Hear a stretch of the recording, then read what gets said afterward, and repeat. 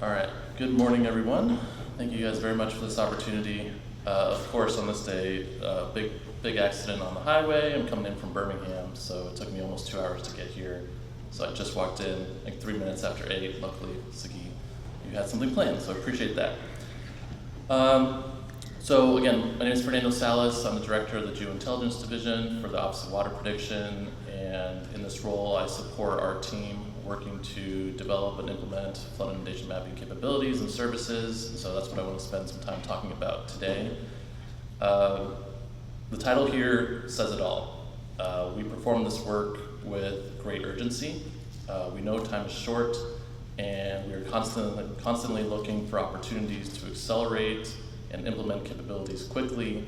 And so we really appreciate all of you being here, participating and engaging, because this meeting is really of great importance to the overall mission. And it comes at a time when we're finishing up our fiscal year, wrapping up some goals from the past year, and starting to plan the path forward as we take steps to forge ahead. And so the conversations that we engage in with all of you, seeing all of the research outcomes that are being presented, that gives us a lot of ideas, it spurs innovation and discussion, and it helps us plan the next 12 months. And so apologies that we don't have as many people here as we usually do, but rest assured they are online, they are watching, and we will be having a lot of conversations. So looking forward to the rest of today and the discussions tomorrow, but thank you again for your participation here. So, it's been a challenging year in many different ways. It's been emotional, and a year ago we were on the heels of the catastrophic, devastating impacts from Hurricane Helene. We're not too far off from the devastating impacts over central Texas during the 4th of July floods. And it's really a stark reminder of the incredible extraordinary responsibility that we have to support our shared goals and our mission here. Since the inception of the Water Center back in 2014, about 1,500 or so lives lost. 22% of those occurred over the last 12 months. Lives lost, families displaced, communities changed forever, and that's a heavy weight to carry. And it's emotional, and we feel that. And if you felt disheartened over the past year, know that you're not alone. We felt that, I felt that, roller coaster of emotions, but know that the future is bright. We are on the path to transforming how we do water prediction across the country. We planted that seed 10, 11 years ago with the opening of the Water Center and setting a path and a vision for how we could do that, and you are all part of that solution. And so we are on our way. We are seeing, as we work to rapidly implement a lot of the things that you guys are working on into operations, we are seeing as we go through these events time and time again how those innovations and advancements are being reaffirmed and validated. And I'll speak a little bit to that today, but you are making a difference. Your work is making a difference. And so the future is very bright for all of us. And so don't lose hope. We're all in this together, and let's keep pushing forward. So I want to speak about where we're at today, how we got here, what's coming in the year ahead, and then just some thoughts on the future. I apologize, I have a lot of slides. I like to tell stories through graphics, so bear with me. All right, so point of departure, right? Flood forecasts at 3,600 locations across the country in the form of hydrographs. We define flood levels, and we define flood impact statements at these locations that qualitatively describe what the impact could be if the water were to rise to that level. However, if you were to map that impact visually, like what you see on the right-hand side here, you would see that it doesn't tell the full story, right? So there's a gap in service there. Now, yes, over the last 10 years or more, we've been able to implement at about 200 locations detailed flood inundation map libraries that are results from engineering scale hydraulic models. And so for several miles of river at these locations, yes, you can see for various different flood levels what the impact could be, but it's only at about 200 locations, right? So we set forth on a goal to develop a nationwide flood inundation mapping system to start addressing some of these gaps. My colleague, Derek Giardino, who's the lead of our flood inundation mapping program, he will say that, today, and over the last 20 years, the hydrograph has been the standard for flood forecasting, but it really ought to be the inundation map. That is where we're going to have the most impact, and so that is what we're striving towards. So obviously, the water model has been a huge enabler, right, an agent of change. We've implemented various different versions of the water model over the last 10 and 11 years. We currently have version 3.0 implemented into operations. Next year, we will implement version 3.1, and then we're working towards, of course, implementing water model version 4, which would have a new engine, that being the next generation water resources framework. And so we're pushing forward as quickly as we can to achieve those goals.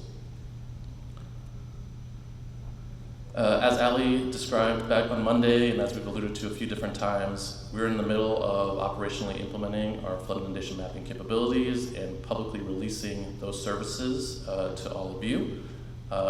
2 weeks ago, on September 3rd, we expanded the public access to those services to over 60% of the US population.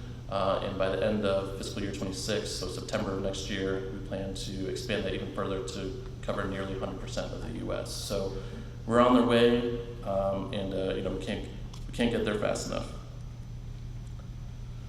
So if you want to access these services, you can go to the National Water Prediction Service, which is our new web platform. This is a replacement for the Advanced Hydrologic Prediction Service, or AHAPS.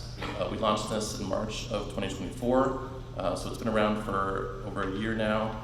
If you go to water.noaa.gov, you'll get to the main landing page. On the right-hand side, you'll see various different thematic areas. There's the hazards, the river gauge information from the forecast that our RFCs provide. There's national water model information, and then there's a category for flood inundation mapping. If you go to water.noaa.gov/FIM, F-I-M, then you will directly pull up the latest flood forecast from the RFCs. The inundation services will be loaded up as well, and so you can get to some of that information more quickly. So if you go there, various different major flood events. So Helene, about 2 to 3 million hits per day. Then the flooding that impacted the West Coast towards the end of last year, close to 4 million hits per day. Going through the Kentucky floods in February, that's about 7 million hits per day. And then for the flood event, the widespread flood event over the Ohio River Valley, we got up to 22 million hits per day. And so exponentially increasing in popularity, the services, people are learning more about them, emergency responders are starting to use them.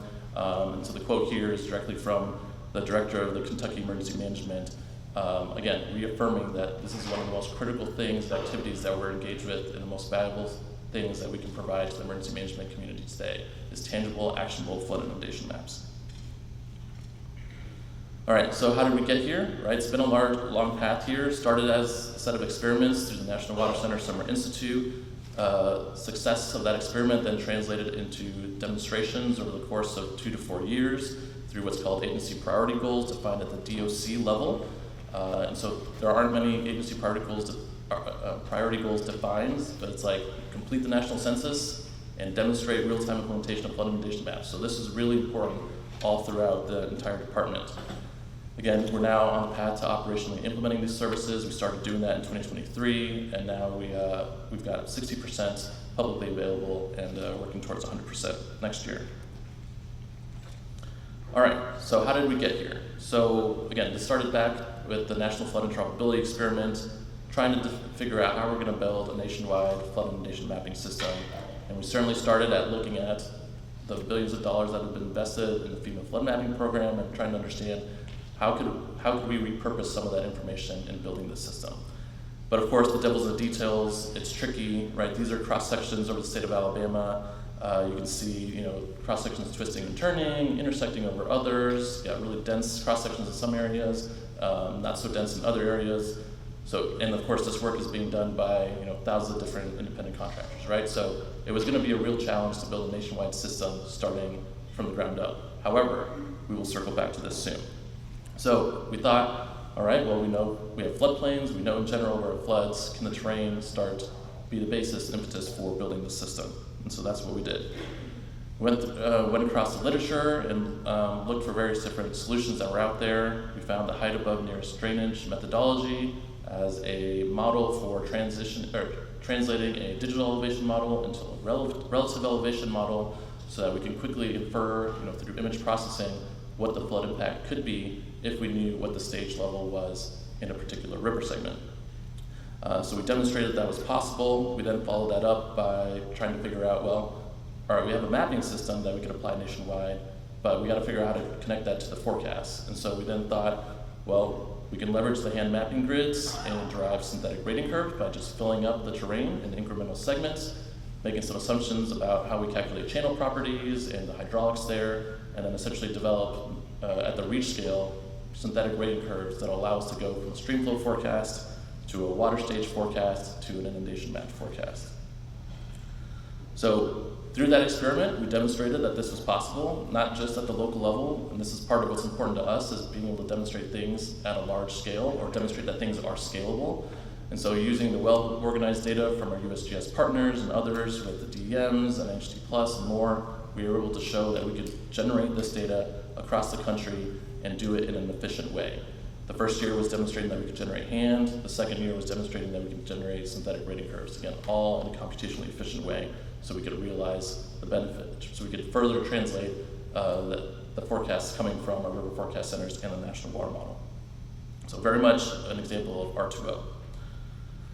Okay, so today we have this implemented in near real time. We have this implemented across many of the different national water model configurations, from analysis, short range to medium range. We have this implemented over various different domains. With the expansion 2 weeks ago, we're now doing this in Alaska as well, in addition to Hawaii. And we generate these services about 5 to 10 minutes after the national water model data becomes available and publicly accessible. So we can process this quickly. It's all done in the AWS public cloud. We distribute the processing, so we do, we break the country up into hug sizes, and we process those independently and then mosaic things back together so we can quickly generate the information. So again, these services are available on maps.water.noaa.gov/server. Okay, so although we can generate this information everywhere all the time, we don't, right? Because we know it's not flooding everywhere. And so what we do is we create some additional visualization services to help draw attention to where the most pressing areas of concern are. And then we work with our forecasters to visualize the information efficiently so we can target those areas and look for what the potential impacts are going to be. Again, all through services so that we can quickly see the national picture and zoom in into the areas where we need to get more detail. So how do we generate the map on the left-hand side here? How do we determine whether there's going to be a flood or not? Well, we have an imperfect solution, but it's been working, and certainly opportunities for refinement, and we would love to refine this and work together with you to do this. So what we do is we define what's called a high water threshold. You can think of this as a big full discharge or something similar to that. It's a little bit nebulous, but the point is it's an indicator of where we think the forecast is anomalous and anomalously high, and an area where we think we should generate the inundation. And so we derive this by looking at these hydrologic response clusters based on a paper that was developed by the USGS several years ago, looking at catchments that respond in similar ways. And then for those clusters, we correlate that with the flood impact statements at these 3,600 locations across the country, as well as the annual exceedance probabilities and recurrence flows derived from the National Water Model retrospective analysis. And then we come up with these different annual exceedance probabilities per cluster, like what you see in the table on the right-hand side there. And so if the flow is forecast to exceed any of those levels, that is when we generate the inundation map. So again, it's a solution that we have implemented, but it's certainly an opportunity to improve upon that. Okay, so we have been evolving our flood inundation mapping capabilities over the last 5 to 10 years. Looking to better represent what the actual flooding is. One of the main, so right now we have implemented version 5. We started with version 1, and you can think of that as the outcomes of the Summer Institute. Over time, we've been working to address what we call the catchment boundary issue. So with hand and all of the hydraulic computations, the mapping being done independently, catchment by catchment, there's no communication between those. And so sometimes the mapping would get artificially truncated. And so we've come up with solutions to essentially represent the flooding from the bigger rivers and kind of mosaicing that solution in together to kind of do a little bit of kind of backwater representation, but it's certainly not, it's an approximate solution. but it certainly helped better represent what the actual flood is, especially when we get towards those larger rivers and drainage. So that's been a lot of our time. We've also spent time kind of trying to reflect levees and bridges and improving how we characterize the channels to improve the synthetic rating curve performance. So a lot of things that we've been working on throughout the years, and certainly we've seen a lot of those advancements yield improvements. I do want to focus on one particular advancement with respect to how we represent the impact along bridges. This is another thing that we've been able to quickly operationalize, because this is one of the questions that our forecasters get asked most routinely is, what is the impact going to be on the bridge? And so what we've done here is we've been able to represent when the bridge is or may not flood, and then also create some value-added services to quickly show whether that bridge would potentially be impacted, again, so our forecasters can quickly answer some of these questions. The way we do that is by having a modeling surface, which is what we use for hand, where we bulldoze through all those bridges and impediments so that we can make sure everything is draining downstream and out to the oceans. But before we map the solution back, we bring in the bridge elevations back into that hand mapping system so that we're not showing the impact on the bridge unless the water level gets sufficiently high.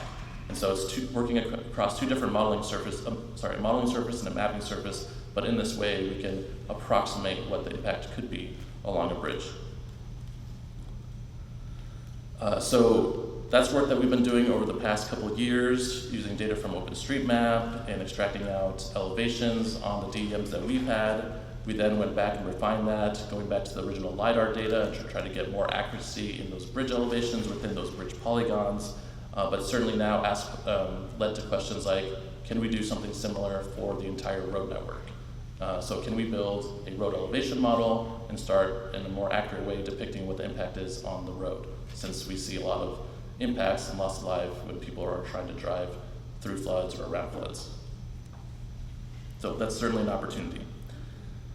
So those are some of the advancements we've done. Certainly it's not all the details. There's a lot of other things that we've been doing. I do want to take a moment and talk about evaluation, in particular evaluating flood inundation mapping capabilities, because it continues to be a challenge because there's scarcity in the data that we need to really do this as well as we could.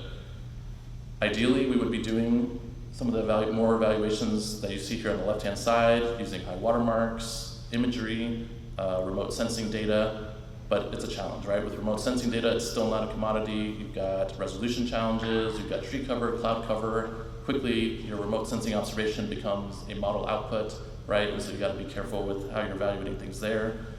Imagery, okay, we're getting a lot of imagery, drones also, right? And some of the work that we're doing across the community here is focused on that. But can we convert that imagery into digital files that we can quickly feed into evaluation pipelines? That's an open question, I think. High watermarks, it's expensive. We don't have that many high watermark data sets, right? We do them for big events, but it's not sufficient, and it's cataloged by many different entities, right? So we wish that we were doing more of this, but we spend a lot of time doing kind of these tier 2 evaluations where we do a lot of model-to-model comparisons with hydraulic models and other, whether it's data from the FEMA base level engineering models or some of the modeling that's done out of the Iowa Flood Center or other hydraulic models that we trust. We also look at the rating curves at our gauge locations, again, to evaluate synthetic rating curve performance, but you gotta take it with a grain of salt. It's a model-to-model comparison. It is not a replacement for truth, and in the end, we wanna know how well the flood inundation map forecast is doing, which combines the weather, the hydrology, and everything together. So it's a challenge. We continue to work on it. We'd love to continue working on this with all of you. You know, we create a lot of visualizations, box plots, bar charts, the confusion matrix, right? We realize that, we map that to understand spatial trends, to guide our decision making, but it's complex, and again, it's imperfect. So these are opportunities to do more, centralizing and having a nice distributed catalog of benchmark data that we can use, whether it's model-to-model stuff or real-time event data, and common evaluation tools and methods for how to do this. That is certainly we would love to continue working with you all on this so we can do more of it. It is much needed. We're not blessed with the 8,000 real-time gauges that have 15-minute stream flow everywhere all the time, right? So it is a big challenge. Okay, so that's what we've been doing, all focused on hand, right? And that being a baseline solution that we can apply everywhere all the time. In the same spirit as NextGen, where we're trying to implement the best hydrologic model that's available and the most appropriate locations, we want to do the similar thing with our flood inundation mapping capabilities. We want to implement a hybrid model mapping solution and leverage the best mapping capabilities that are available across government entities, private sector, research community, all of the above. So that is something that we're taking steps forward to implementing now. So I'm going to step through some of these examples here where it's hand, but in some areas, if we have hydraulic model output, we want to show that map instead of hand.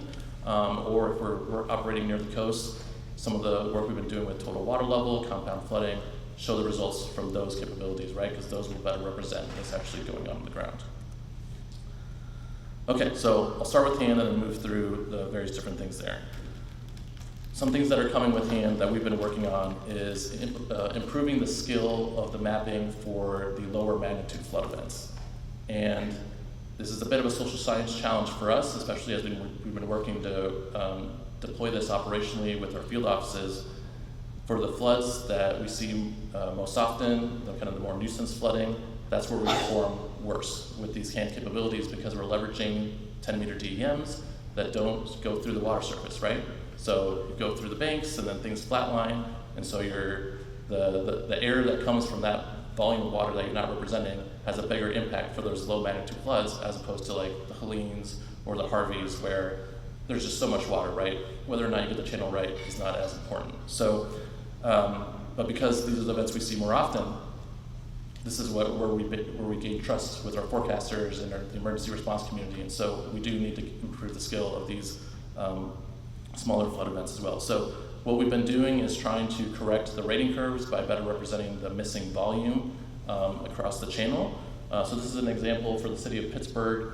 So on the right-hand side here, in the upper left-hand corner, you'll see without any adjustments, we are showing that with a 50%, with an event that we see every other year, essentially we're flooding Heinz Field, right? That's where the Pittsburgh Steelers play. That's a big problem, right? That's a very misleading.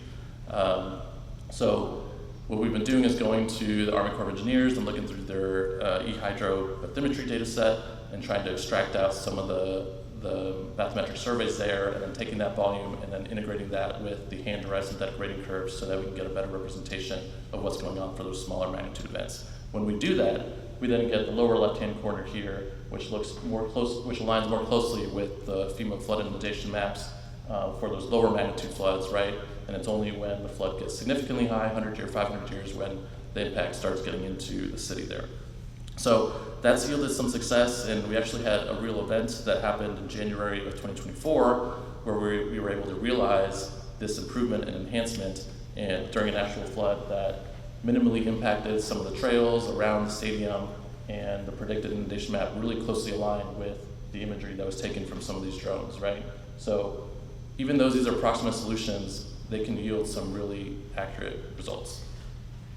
So building off of that, we worked to do this in more locations where there's e-hydro data available. Of course, most of this is focused on the navigable channels, and so not the solution that we could implement everywhere to correct this. We have been working with our river forecast centers because with their partnerships at the regional level and local level, they do have access to HEC-RAS modeling, and so we've been leveraging those models as well to look at the cross sections that's in those models and doing something similar to, again, correct those synthetic rating curves so that we can get improvements.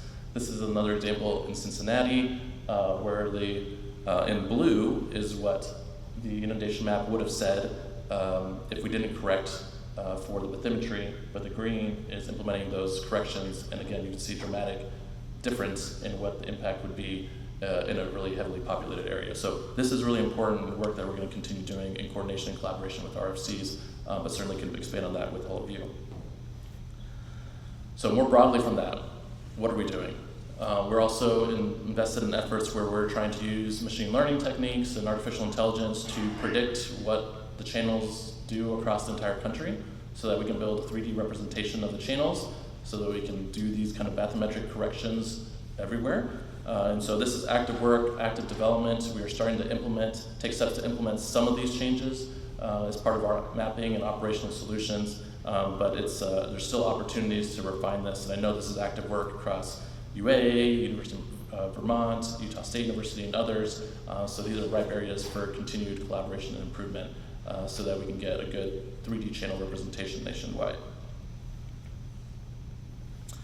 So this is just some results of an example of where this has yielded benefits from the machine learning advancements. On the left-hand side, you can see the outline of what the flood would have looked like without those bathymetric corrections. On the right-hand side, you can see in the yellow how that the flood polygon more closely aligns with the remote sensing derived imagery there. So we've seen some good results and opportunities to continue investing in that. Since time is a little short, I'm going to skip this part here.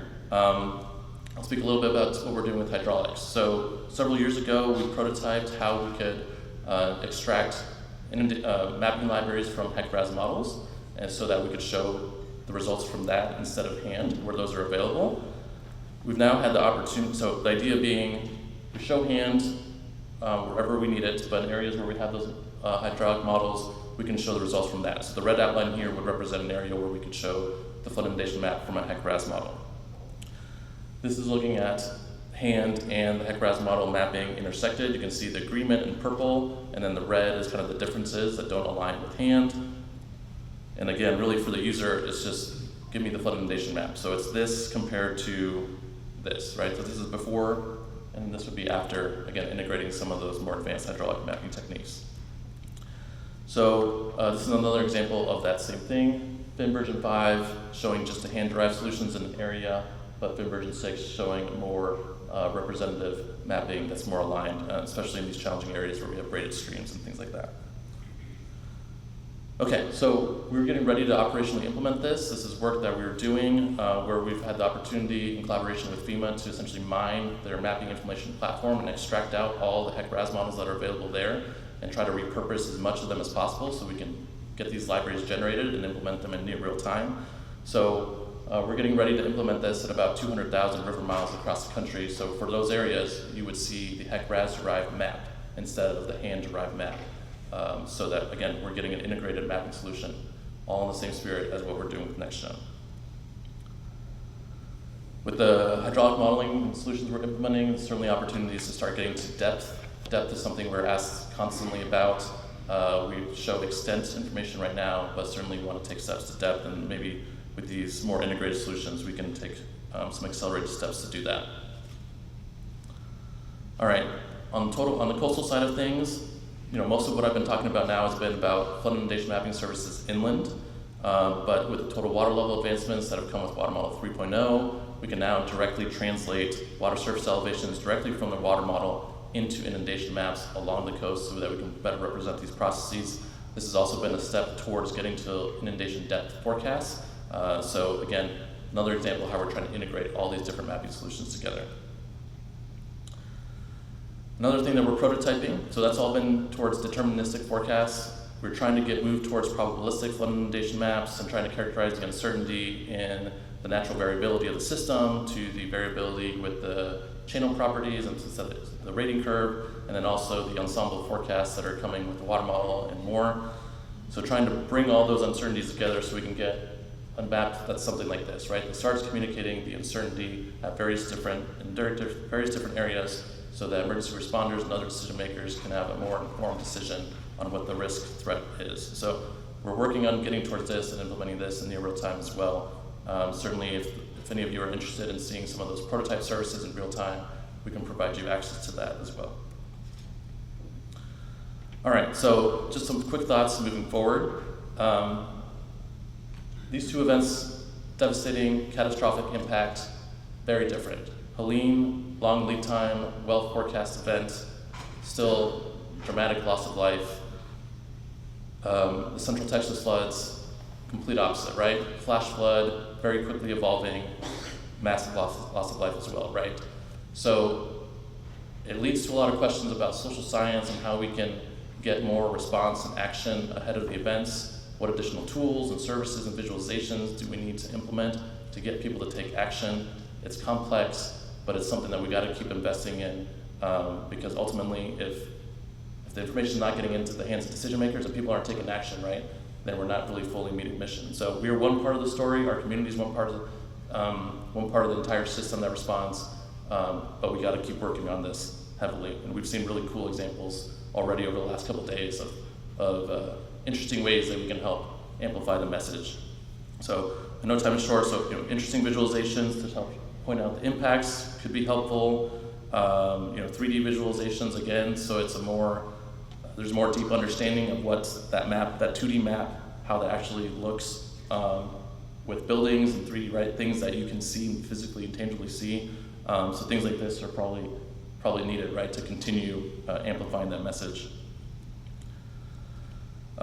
Just a couple more slides here. Going through the Central Texas events and kind of the aftermath, it was clear that we need more ensembles. We need to leverage more ensembles to build probabilistic information, and because we knew in general that something was going to happen, we didn't know exactly where, and so ensembles really could have helped us do this. There's a system called the Warn-On Forecast system that NOAA and the Weather Service have been developing, where they cut out different domains, and in those domains they essentially create 18 different ensembles every 30 minutes to understand what may happen, right, on the weather side of the house. So these are opportunities to translate those high-resolution ensembles into the hydrologic modeling and the mapping, and it's really high resolution. And so this very much fits into what we originally envisioned with doing kind of hyper-resolution cutouts and stuff like that. These are opportunities that could be realized in the not-too-distant future. Certainly, we've seen a lot with AI/ML and emulators of some of our models. There's the Warn-On Forecast system. There's the ML version of that called WAFS-CAS to emulate that. Similar activities are going on with the HER model, and we've already seen similar activities over the last couple of days with what we're doing to support NextGen. And so many opportunities that are quickly approaching to leverage this technology to quickly generate forecasts and ensembles and more. Data simulation, another great area opportunity. In the middle here you see kind of the nudging approach that we currently implement, where it's only really impacting the river network downstream, but we really need to be distributing those observations and impacts upstream and downstream to correct. And we've got more and more observations that are being collected at the local level. There's a big Weather Service Mesonet program that's heavily focused on weather and atmosphere. Certainly opportunities to expand that into the hydrology domain as well. So it just begs the question, what if? What could we have done? What could have been possible? Matt Wumble, I think, talked about this last year. That's part of what this community affords us to do, is ask these questions like what if, and then translate that into applied research and science and experiments. We have a lot of labs on NOAA that are focused on weather and atmosphere. We don't really have a really big, mature lab presence with respect to hydrology, but this community certainly could be part of that lab, right? It's not just the Cooperative Institute part, it's demonstrated experiments could really show some tangible things and continue asking this question, what if? All right, so wrapping up, lots of opportunities ahead here. One of the things, if you go to NWIPS or weather.gov, you'll see flood watches and warnings, and a lot of times those are issued and you don't see other forecasts. And it's kind of a bit of a black box. Well, why is there a flood watch, but I can't see underneath the hood what is leading to that flood watch, right? So that is one of our goals, is trying to make sure that we can take more steps to being transparent, showing more of the model guidance underneath the hood, so that when there's a flood watch warning, you know where that's coming from, right? There should be a map for every single flood watch and warning, so we can fully understand the process and the watch warning process and how we issue forecasts. Collaboration, NOAA OWP on GitHub. We have our inundation mapping library is our hand-based capabilities. Let's work together. The HEC-RAS capabilities that I showed earlier, that's also going to be on GitHub soon, and more. We've got evaluation repos as well. Let's continue working together. The time is short, and it's a pressing need, and the weight of that mission that we feel from that is really heavy. So again, know that you're not alone, and just really appreciate all of your help in helping achieve these large goals. So thank you guys very much for the opportunity. Sorry for going on.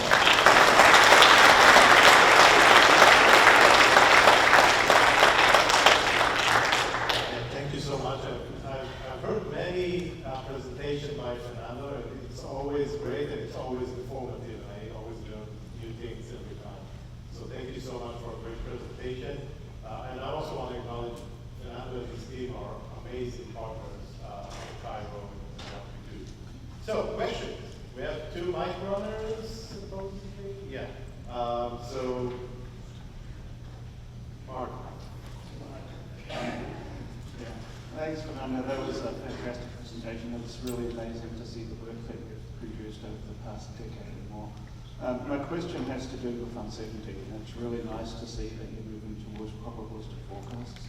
You showed a couple of things in terms of time-lagged ensembles and perhaps multi-model ensembles. The probabilistic forecasts are really useful if they're statistically reliable, in the sense that ensemble captures the observations in a meaningful way. And that can be difficult to get with multi-modeling approaches and time-lagged ensembles. Have you been thinking a little bit about how you can maintain the statistical reliability of probabilistic forecasts so that they can be more useful for risk-based decision making? Yeah, great question. We just started on this effort to demonstrate that how we could implement a kind of a probabilistic framework for this. So this is very raw. We're about a year in. This is very much prototype capabilities. But the questions that you're asking here, I think those are opportunities where we need to work more closely together to make sure that we are fully representing the uncertainty in the many different areas where it comes up, right? Whether it's the modeling or the forecasts or the DEM characterization, the rating curves, or just the natural variability of the system, right? It's all these different things coming together, and so that's something that I think we need to spend more time working on, and would love to, I guess, have some more conversations with you and others on how we could get there and demonstrate it. We wanted to show a tangible implementation to start the conversation, because also from the social science perspective, right? How exactly do we visualize and communicate this in an efficient way? We needed to build something, and so that was kind of our thought is, let's rapidly build something that we can then iterate upon and ask some of these questions and dig down into the methods and science to make sure it is representative and accurate, at least as best we can. So we've started thinking about it, but we need to think about it more, and we'd love to have more conversations on this specific topic. Other questions?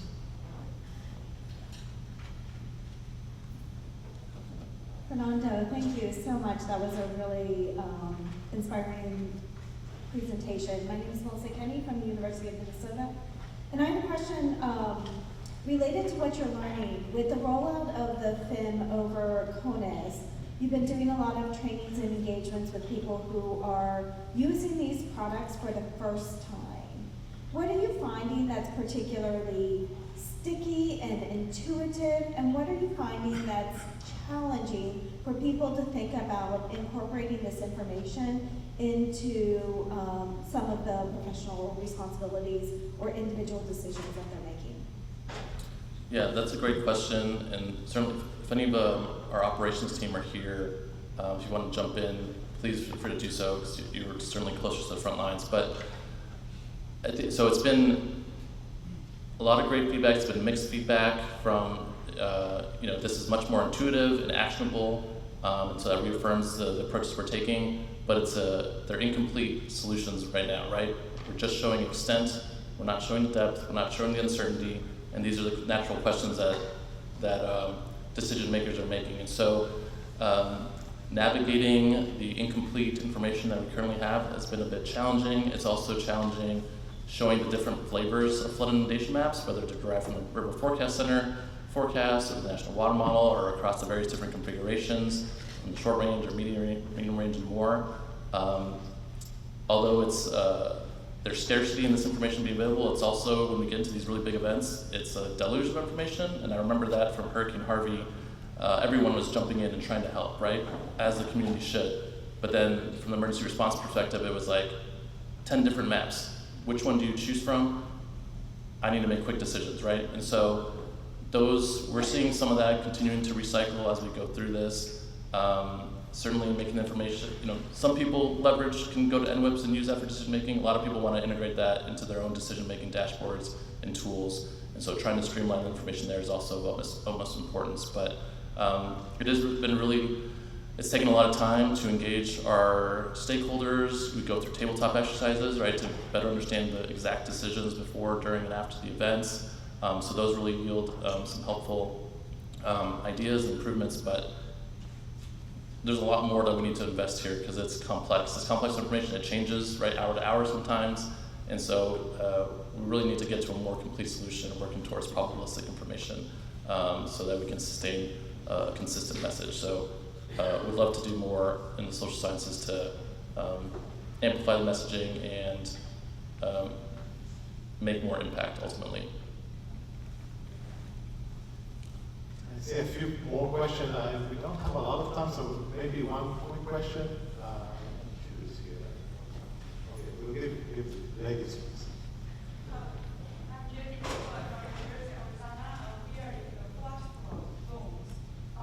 I'm Jennifer Duan from University of Arizona, and we are in the flash flood zones. So my question is, when you use HackRAS to calibrate your prediction results, and you calibrate your the rating curve. So do you need to do so for all different watershed or all the different areas in the country? Yeah, it's a great question. So the initial challenges has been getting access to HEC-RAS models through which we can learn from, noting and very much realizing that it's a model-to-model comparison. So a lot of the data that was easily publicly accessible was in the kind of Texas, Arkansas, Oklahoma area, also through collaboration with the Iowa Flood Center. So that's what we spent a lot of time focusing on, is data and models available in those two areas.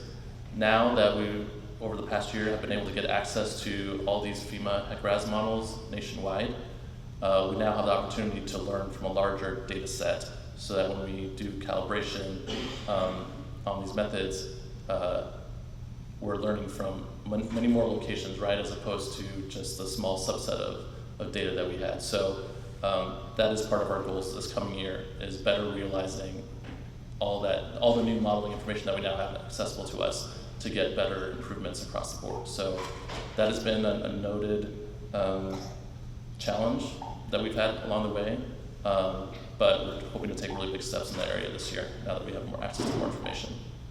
Thank you. Yeah, we very much know that it's been an imperfect approach to evolving these capabilities. Let's thank Fernando again for a great presentation.